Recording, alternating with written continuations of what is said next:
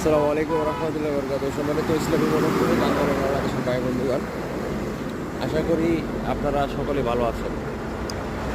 সকালবেলা ফজরের নামাজ আলহামদুলিল্লাহ মহরীগঞ্জ এলাকায় হলো। আপনাদের বারবার দেখাই যে দেখেন আমি গাড়ি চালাই কিভাবে আর আমি গাড়ি রাখি কিভাবে। এরকম নামাজের জন্য দাঁড়াইছি একটা সুন্দর প্লেস মতো জায়গায়, এরপরে এত সুন্দর করে রাখছি দেখেন রাস্তা থেকে কতটা নিরাপদ দূরত্ব বজায় রেখে গাড়িটা রাখছি। এখন যদি এই অবস্থা যদি এইভাবে না রাখি তাহলে তো রাস্তায় দুর্ঘটনা হবে। এই যে উল্টো পথে গাড়ি যাচ্ছে যেগুলো অন্যায়, এই সমস্ত কাজ আমাদেরকে করা যাবে না। অবশ্যই একটা সুশৃঙ্খলভাবে গাড়ি রাখতে হবে এবং গাড়ি রাখার জন্য অবশ্যই পর্যাপ্ত জায়গা রাখতে হবে। মানুষকে কষ্ট দিয়ে গাড়ি রেখে নামাজ পড়তে যেতে পারবেন না। রাস্তা অবরোধ করে মানুষকে কষ্ট দিয়ে এগুলো করে কিন্তু কি রাস্তা অবরোধ করে রাখা যাবে না, যাতে মানুষ কষ্ট পায় এই ধরনের কাজ করা যাবে না।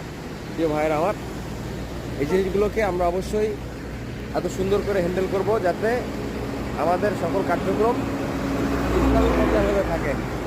ইনশাআল্লাহ আল্লাহ আমাদের অবশ্যই ভালো কিছু দান করবেন।